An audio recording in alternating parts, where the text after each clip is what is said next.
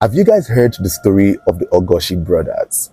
Two Nigerian boys who caused the death of an American teenager from the comfort of their home in Nigeria. These two boys did not need to travel to the USA to kill this white boy. They did it from the comfort of their father's house. All they needed was a mobile phone, internet subscription, an Instagram account, and the picture of a white boy's penis. Stories like these are why, as a parent, you have to put an eye on your children.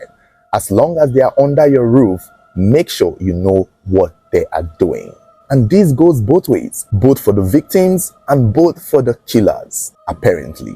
So, what really happened? How did these two Nigerian boys end up killing a 17-year-old boy in the USA to the point that America had to come to Nigeria to beg the government of Nigeria to hand these boys over to them so that they can face the punishment, the repercussion, the law of what they had caused. So it may have started around late 2021 and early 2022, where two brothers, Samuel Ogoshi, who was 21 or 22-year-old at the time, and his younger brother, Samson Ogoshi, who was 20 years old at the time, both living in the same house, presumably in their parents' house, in their father's house. Now, there was also a third person mentioned in this case, a 19-year-old boy by the name of Ezekiel Ejeme, who may have been their friends or probably their cohorts. Together, all three of them created a scheme where they would hack into someone's Instagram account, impersonate them, and use that person's Instagram account to chat their friends and family in order to blackmail them. It seemed as though the Ogoshi brothers have been doing this trick for a while and they've been successful, they've been getting away with it until somewhere in 2022 when they hacked into a young lady's Instagram account by the name of Danny Roberts, a white girl's Instagram account, and then began using her account to catfish other people. According to what was said, the Ogoshi brothers, through the use of Danny Roberts' Instagram account, were able to get young men, over 100 young boys, including older men and teenagers, into sending them personal, intimate photos of themselves, thinking they were sending it to Danny Roberts. And when they get these pictures, they will add up that person's family members from their own Instagram accounts and then threaten the said person, the victim, their target, that they would send these personal photos that they had sent to Danny Roberts to their family members if they don't send a certain amount of money. And when these people hear this threat, they begin to pay up. Unfortunately for them, one of their victims happened to be 17-year-old Jordan DeMay, who was a high school student in Michigan. Jordan began chatting with Danny Roberts in 2022. They were going back and forth, having a conversation. To Jordan, he was chatting with a young, beautiful white girl. He had no idea that this was a catfish account. And he got so accustomed to chatting with this young lady. They developed a good relationship online. One of those kind of relationships you see in a movie where he will run back from school, go home, can't wait to be on his phone, already starting a relationship with Danny Roberts. To the point he became so comfortable with her that when she asked him to send nude photos of himself to her, he did not hesitate. He sent pictures of his personal, private areas that even showed his face. Sent it to this young lady, thinking he was chatting with a young, casual teenager. Which, to be honest, no difference would have been made. It all depends on what the person would have done. If he was actually still chatting with the real Danny Roberts, she would have decided to do that still. So it's unfortunate how it turned out for him. Just right after he sent these images, everything changed. The young boys began demanding that he pays up or they will send those photos to his parents. And when he called their bluff, by this time they had already gone through his Instagram, through his surname. They've searched up people who answered the same surname as him on his friend list, added those people up, believing that at least some of these people with the same surname as Jordan would be his relatives. He may have even posted pictures of his parents and tagged them, and that is how these Ogoshi brothers were able to find his parents. And so when they asked that he send the money, he sent some money to them or they will send these pictures to his family, he doubted that they knew the family until they started showing him that, is this not your mother? Is this not your father? Sent him Instagram accounts of the people that he did not know that they knew were his parents. And that was the point Jordan DeMay knew that he was screwed. He had messed up. And then they demanded $1,000. And he struggled to only raise $300. He sent it to them. Unfortunately, these boys wanted more because they were not satisfied with the $300.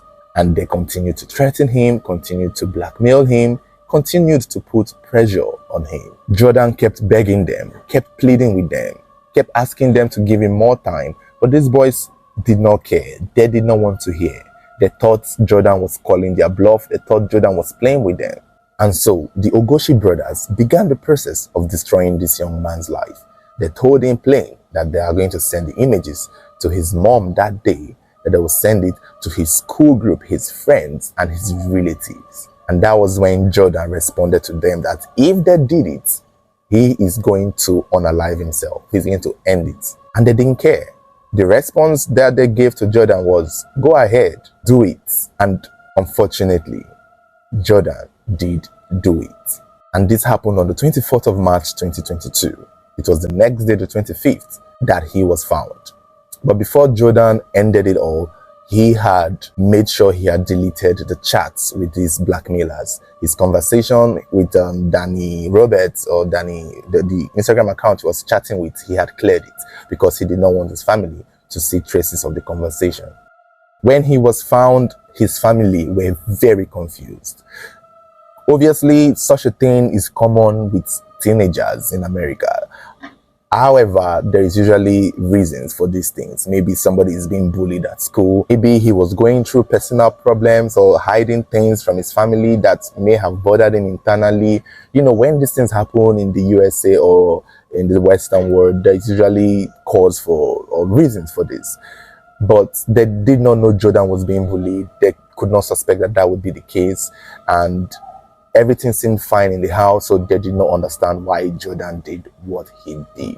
The police were even called to investigate it, but they couldn't come up with anything. They even at a point tried to check online to see if he was getting insults, if he was being bullied, if he was battling any personal issues, and they couldn't find anything. Don't forget that he had cleared out his conversation, his chat history with the Ogoshi brothers. So that record wasn't there for the family to pick up on. And now, so this is where things started to make sense to Jordan's family, because the Ogoshi brothers did not know that Jordan had done it.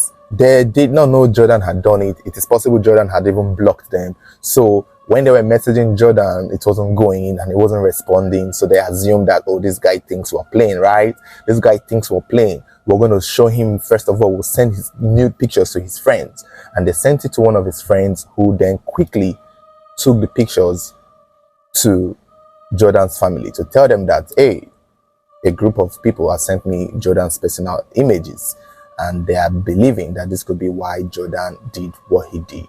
And when the parents saw the images, they took it to the police, and instantly the police went into Jordan's Instagram and social media to start working on finding out who these people were. And I think somehow, some way, they were able to trace the $300 that Jordan had sent them at first. And that was when the FBI got into this case, and they began their ultimate investigation into finding out who these boys were, where they were, and how to get them to face the music.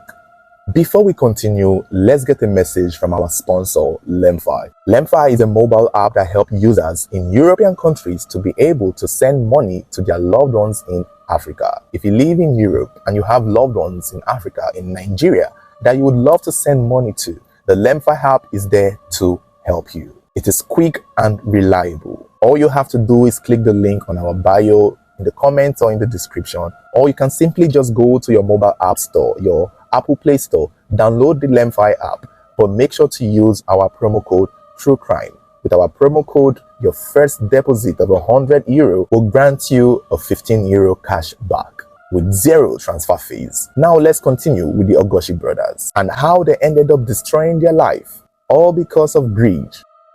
According to researchers, a large number of scammers come from West Africa, specifically Nigeria. These brothers admitted to targeting Jordan and many other boys. Samuel Ogoshi, who's 22, and Samson Ogoshi, who's 20, were arrested in Lagos and extradited to the US. And it did not take long before the FBI in the USA were able to find their identity and trace them to Lagos State, Nigeria. And the preparation to catching them and bringing them to the USA to face the law began. From what the FBI could gather, they were able to use it to indict the Ogoshi brothers. A United States federal court on the 1st of December 2022 indicted the Ogoshi brothers, Samuel and Samson, for sexually exploiting a teenager, which led and caused his death. And they were also indicted for child pornography with the intent to share it because, remember, Jordan was only 17 years old. At the time, he was still a minor. So when that indictment was made, some US officials, with the help of Nigeria's EFCC, began the process to locate the Ogoshi brothers. It's unclear if at this point they knew that the police were onto them, that the US FBI were onto them. It's not clear. But they may have figured it out. They may have heard the news and they may have known that something was coming. In February of 2023, the Ogoshi brothers were arrested in Lagos State. Now, that their second friend, the third person, Ezekiel, was arrested in Nasarawa State. They were not to be tried in Nigeria, so the US government agreed with the Nigerian government that these three boys would be extradited to the USA to face the law there. And the Nigerian authorities began the process. In August of 2023, the Ogoshi brothers, Samson and Samuel, were both sent to the USA, where they were locked up and then prepared to start facing their day in court.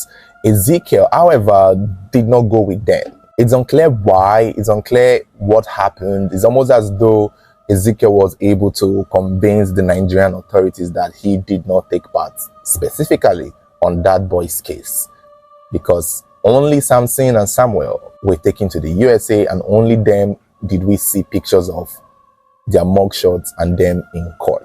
Although what is being said is Ezekiel's extradition process has not been completed. Like, he's still in Nigeria up until now, 2025. So I don't know if it has anything to do with the processing of it, but I think it has everything to just do with him being less involved as compared to the other boys. The two brothers were put before a judge, their charges were read to them, and they pleaded guilty. In September of 2024, they were both sentenced, each to 17 years in prison. Some sources said 17 years and 6 months. While the Ogoshi brothers had gotten their sentence, another judge in the US kept requesting that Ezekiel must come to the US to face his own part in this. And Ezekiel over here in Nigeria is being said to be fighting that his extradition be cancelled, that he enough follow, I'm not among. And I think up until now, we've still not heard anything. And I feel like maybe the Nigerian government is trying to play it to be that, okay, we've already given you people 2 people. Why do you really need the third one? Like, just let this one go. We've handed you the other 2. Take those ones. It's unclear why. It's unclear why, because I feel like it should be easy. If Ezekiel really is supposed to be in the USA for this case, it should be there. Maybe the family of the young man, because let's face it, at the end of the day, when the family of Jordan were given a chance to speak, they said that, you know, what happened was unfortunate. And they are just happy that they had gotten the closure they needed, that they don't even care for these boys. They were just, their biggest concern was to find out what happened. And seeing that these were the boys and this is what had happened, they felt a huge relief. They felt the closure that they thought they would never, an answer that they thought they would never get, they were able to get it. And I think that was more than enough for them. Remember, the young boys were not sentenced for killing Jordan. Otherwise, it would be life sentence. They were just sentenced for the fraud, the pornography, and their intention, and basically all of that. So at the end of the day, Jordan unalived himself. So that is not on them per se. However, they caused it and they played a role in it. As at the time of making this video, we have still not heard that Ezekiel has been extradited. He's probably grown up by now, and he's probably still fighting. He probably has the connections that the Ogoshi brothers did not have. Or maybe it's just easier to protect Ezekiel because his role may have been minimal And since two people had already been given a sacrificial lamb, it's a lot easier to hold one. Because let's face it, if it was an American that did something to Nigerians here, the American government would protect that American and not even extradite them over here to face the law. We hardly hear of that. Like, didn't Americans protect their own when they are criminals in Russia, and then they will negotiate to get their own Americans who commit crimes in other states? So I feel like that foreign policy is a way of, or keeping Ezekiel will be a way of Nigerian government also feeling a little bit of power, because I mean, we can't give you everything. But we'll just wait and see. I don't think it's over yet. That's the thing with the American legal system. Even if it takes 10, 20 years, eventually you would face the music. Eventually. So we'll just have to watch and see. So guys, this is the story of the Ogoshi brothers. They are currently serving their sentence in the prison in the USA. And 17 years, I think for them too is day and night. So we are seeing less than 10 years thereabout. If they do get good behavior, if that applies to them, they may get parole, if that applies to them. But we'll just have to see.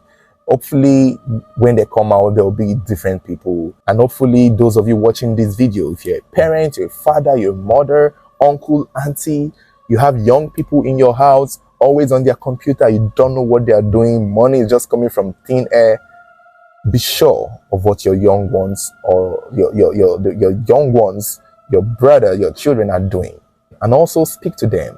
They could be the victim in this case, they could be the Jordan in this case, and they could also be the Samson and Samuel in this case. If both parents were involved in Jordan's life, knowing fully well what was going on, and Jordan is able to open up to them, maybe Jordan feared what will happen to him, how his family and friends and parents will see him if this come out.